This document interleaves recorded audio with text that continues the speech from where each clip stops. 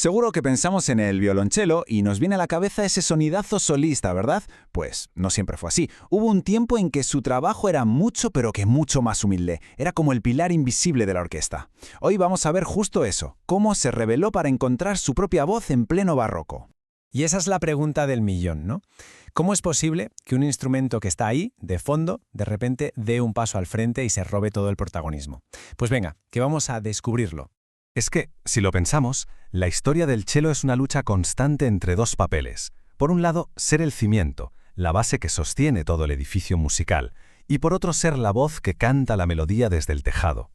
Y fue precisamente esa tensión, ese tira y afloja, lo que provocó el cambio. Vale, para entender bien esta revolución, primero tenemos que saber cómo eran las reglas del juego. Y es que, a principios del barroco, el violonchelo tenía un trabajo, digamos, muy bien definido.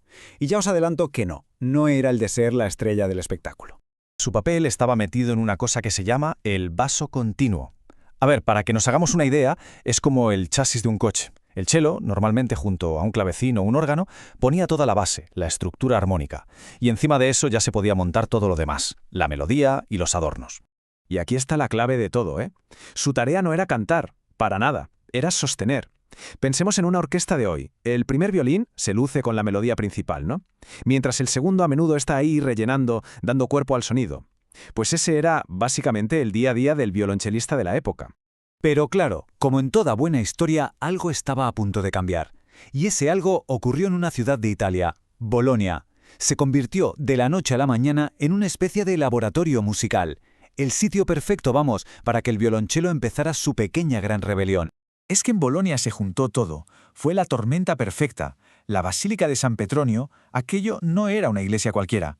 Tenía dinero, tenía prestigio y, lo más importante, fomentaba la excelencia musical a tope. Sus orquestas eran enormes para la época. Y claro, eso daba a los compositores y a los virtuosos una libertad increíble para experimentar, para ver hasta dónde podían llevar sus instrumentos. Y ojo que esto no es que nos lo estemos imaginando, lo sabemos porque las propias partituras de la basílica nos lo chivan. En los papeles se ve perfectamente. A veces ponía continuo para el cello que hacía de base y otras ponía spezzato, que viene a ser como roto o separado. Ahí está, era la señal de que ese cello tenía un papel más solista.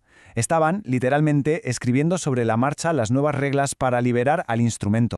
Y claro, en medio de todo este jaleo, de este laboratorio sonoro, aparece nuestro protagonista. Se llamaba Domenico Gabrieli, un compositor y violonchelista que, casualmente, trabajaba justo ahí, en San Petronio. Y fue él quien se atrevió a hacer lo impensable, darle al violonchelo su propia voz. Y si tenemos que quedarnos con una fecha, una sola, que sea esta, 1689. 1689. ¿Por qué? Porque es el año en que Gabrieli publica una colección de obras que, sencillamente, iba a cambiar las reglas del juego para siempre. Es que lo que publicó fue toda una declaración de intenciones. Por un lado, sí, había sonatas más o menos tradicionales, con su bajo continuo, pero luego, ¡boom!, un canon para dos violonchelos y, lo que fue la bomba total, 7 ricercari para violonchelo completamente solo. Era su manera de decir, oye, que el cello puede hacer su trabajo de siempre, el de sostener, pero que nadie se olvide de que también puede brillar, y mucho, por sí mismo.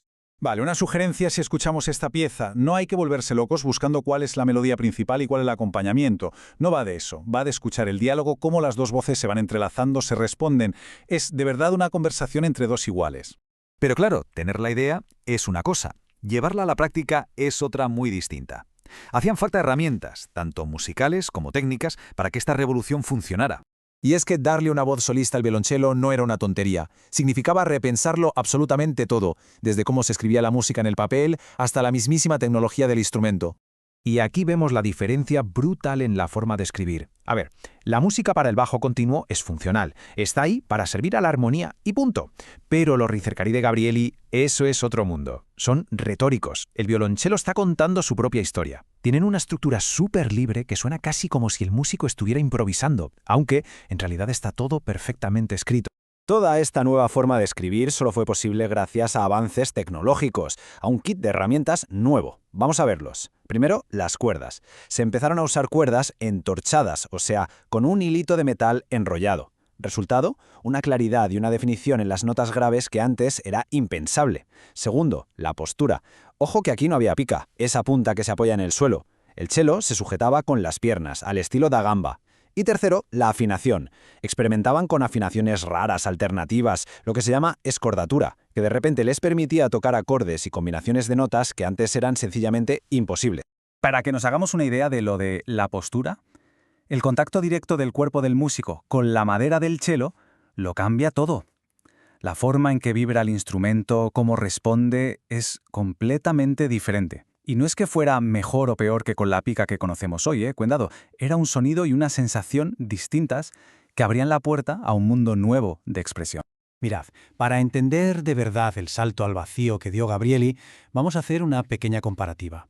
Escuchemos primero un troceto de una de sus sonatas. Aquí el cello todavía está arropado, dialogando con el bajo continuo.